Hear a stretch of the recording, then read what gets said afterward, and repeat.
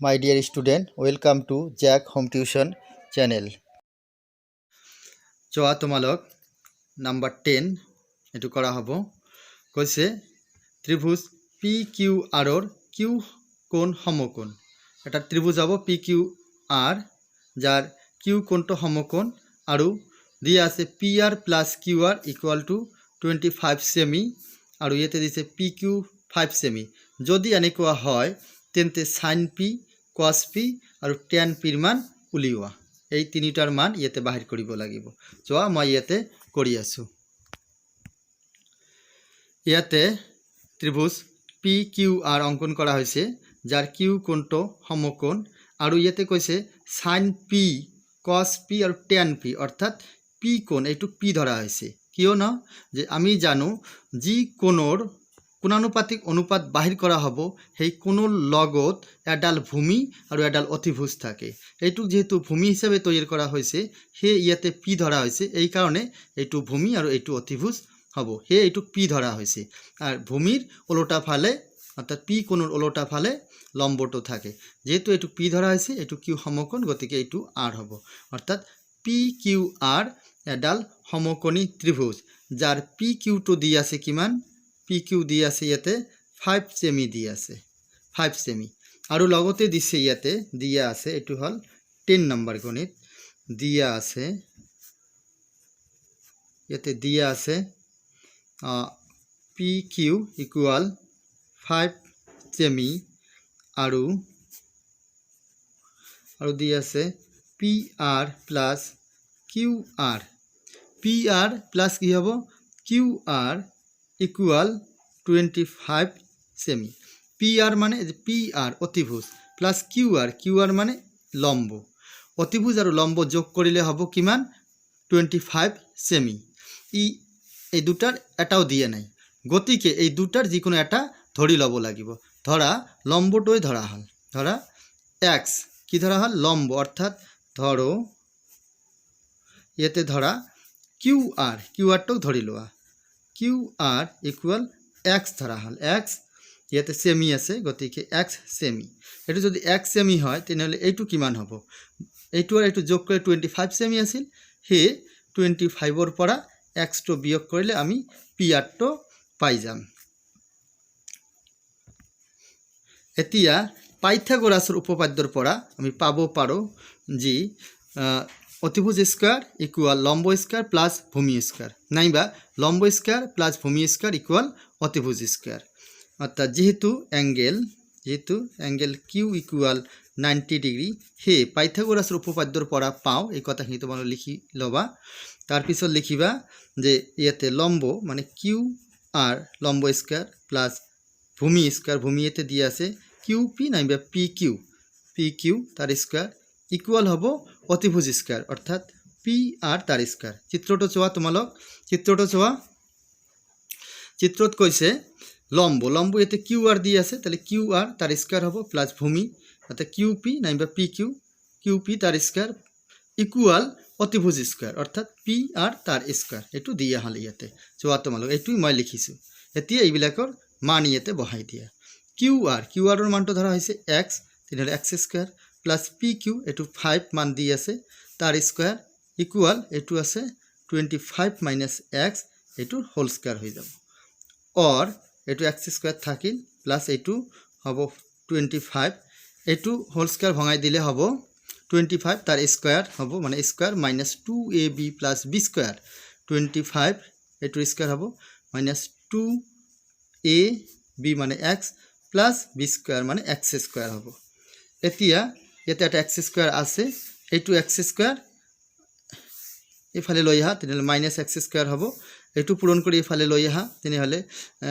25 আৰু 2 পূৰণ কৰিলে হ'ব 50 এতে মাইনাস আছে এইটু আহিলে হ'ব প্লাস 50x ইকুয়াল এটু 25 তার স্কয়ার 25 আৰু 25 পূৰণ কৰিলে হ'ব 625 আৰু এই 25 যেটো বাওফালে আছে এইটু সোফালে গলে হ'ব মাইনাস 25 और एटू एक्स स्क्वायर काटी যাব থাকিব কাটি দিয়া থাকিব 50x ইকুয়াল এফালে এটু বিয়োগ কৰিলে হ'ব 600 और x ইকুয়াল 600 বাই হ'ব 50 এটু কটাকটি কৰিলে হ'ব 12 or x equal 12 অৰ্থাৎ x ৰ মানটো পোৱা গ'ল x মানে আছিল কোনটো লম্ব ধৰিছিল লম্ব ইকুয়াল x অৰ্থাৎ আমি ইয়াৰ পৰা পাব পাৰো যে qr যেটো লম্ব ধৰা হৈছিল এটো হল x মানে 12 সেমি আৰু pr টো বাহিৰ কৰিব লাগে pr মানে আছিল অতিভুজ যেটো ধৰা হৈছিল 25 minus x equal 25 minus 12 কৰি দিয়া তেনেহলে এটো হ'ব কিমান 13 সেমি অৰ্থাৎ যে চিত্ৰ আছে এই চিত্ৰত আমি পাই গলো এটো হল 13 সেমি এটো হ'ব 12 সেমি তেনেহলে আমি পালো যে PQR যেটো ত্রিভুজ দি আছে এই ত্ৰিভুজৰ তিনিটা বাহুৰ দৈৰ্ঘ্য পোৱা গল লম্বটো পোৱা গল অতিভুজ পোৱা গল আৰু ভূমিটো ইয়াতে দি আছে এতিয়া আমি যি তিনিডাল কোণানুপাত আছে এই কোণানুপাতটো বাহিৰ কৰিব পাৰো সোৱা আমি মই বাহিৰ কৰি আছো কোণানুপাত তিনিটা হল প্ৰথমটো আছে sin p নেক্সট দি আছে ইয়াতে cos p আৰু তাৰ পিছত দি আছে tan p তোমালোক জানা sin p sin মানে কি আছে লম্ব বাই অতিভুজ ইয়াতে লম্ব দি আছে qr আৰু অতিভুজটো দি আছে pr লম্ব দি আছে qr অতিভুজ দি আছে pr তোমালোক চিত্ৰ চাই লিখিবা তেনেহলে গম পাবা লম্বৰ মান দি আছে তেনেহলে 12 আৰু অতিভুজ ইয়াতে বাহিৰ কৰা হলে তিয়া 13 এটো आंसर লগতে এতিয়া cos p বাহিৰ কৰা cos p মানে হল ভূমি বাই অতিভুজ ইয়াতে ভূমিটো দি আছে pq নাইবা qp লিখিলো হ'ব pq আৰু অতিভুজটো একে থাকিব অৰ্থাৎ pr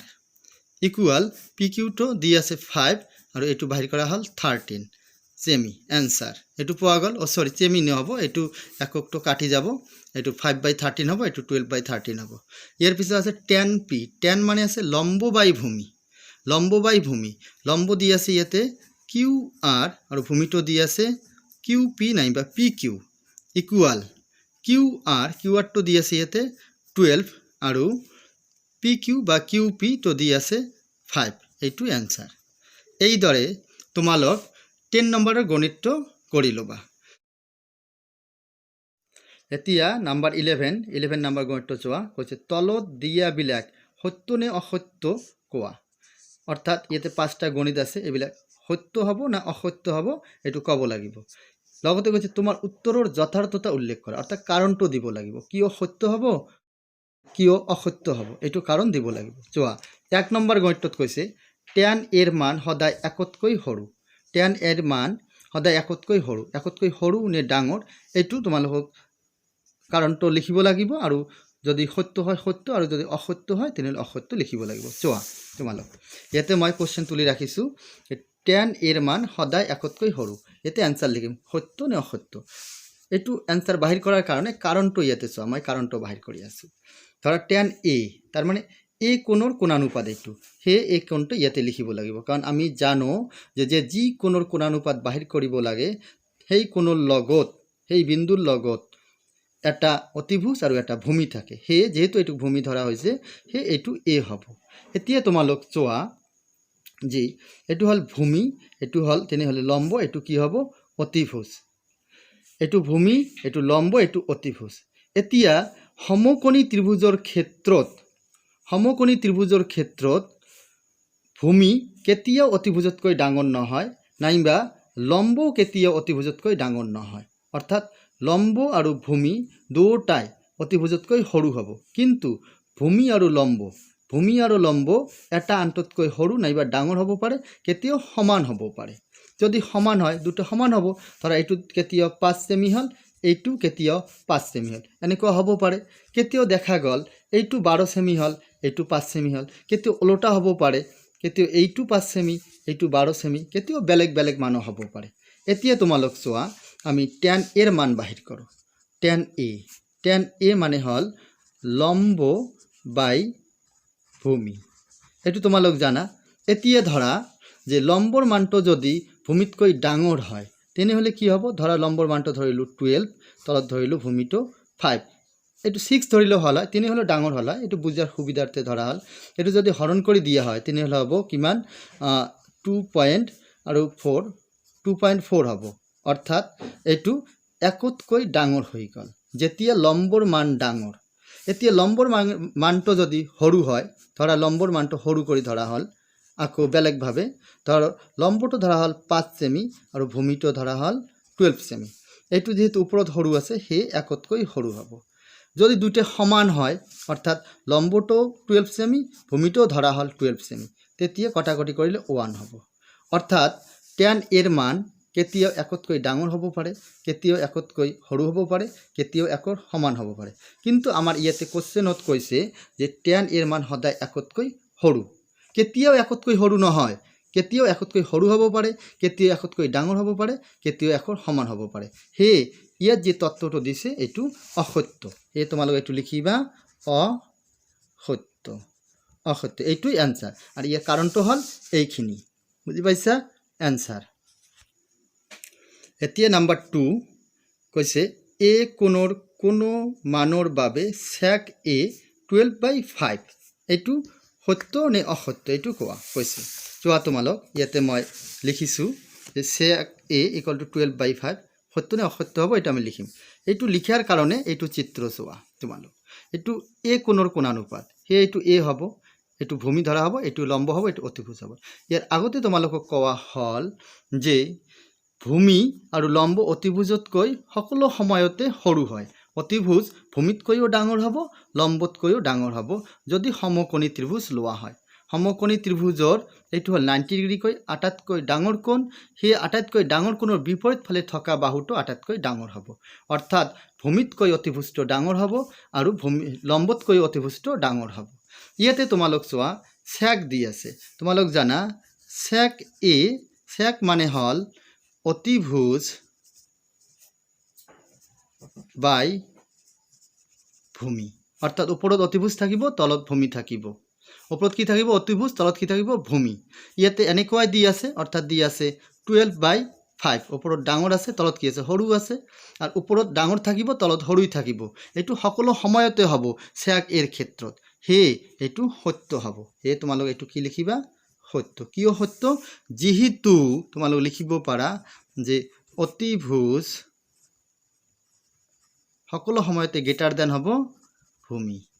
সকলো সময়তে ভূমিতকৈ অতিভুজ গ্ৰেটাৰ দেন হয়। আৰু এইটো অতিভুজ বাই ভূমি, অতিভুজটো গ্ৰেটাৰ দেন আছে, ভূমিটো কম আছে, সেয়ে এইটো সত্য হ'ব। এনসাৰ। নাম্বাৰ 3 কৈছে কসক্যান্ট অফ অ্যাঙ্গেল এ সংক্ষিপ্ত ৰূপ হিচাপে cos a ব্যৱহাৰ কৰা হয়। কেতিয়াও নহয় cos a নহয়, এইটো কসক্যান্ট হ'ল cosec a, cosec এর সংক্ষিপ্ত ৰূপ হ'ব, cos a নহ'ব, গতিকে এইটো অসত্য হ'ব। ইয়াৰ কাৰণে তোমাৰ ইয়াতে লিখিবা অসত্য, এইটো লিখিবা। আৰ কাৰণটো হিচাপে লিখিবা যে কসক্যান্ট অফ অ্যাঙ্গেল এর সংক্ষিপ্ত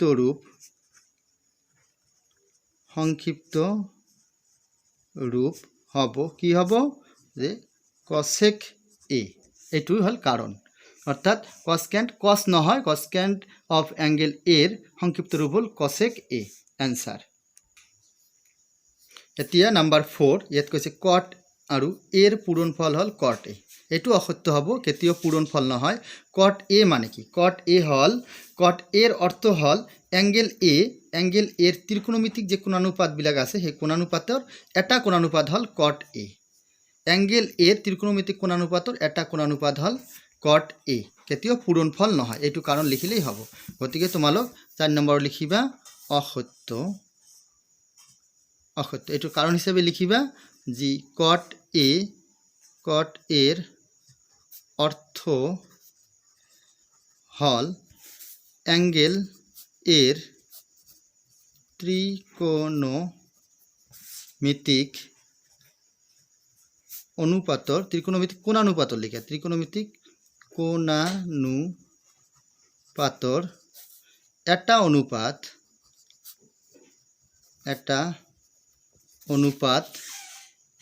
হল cot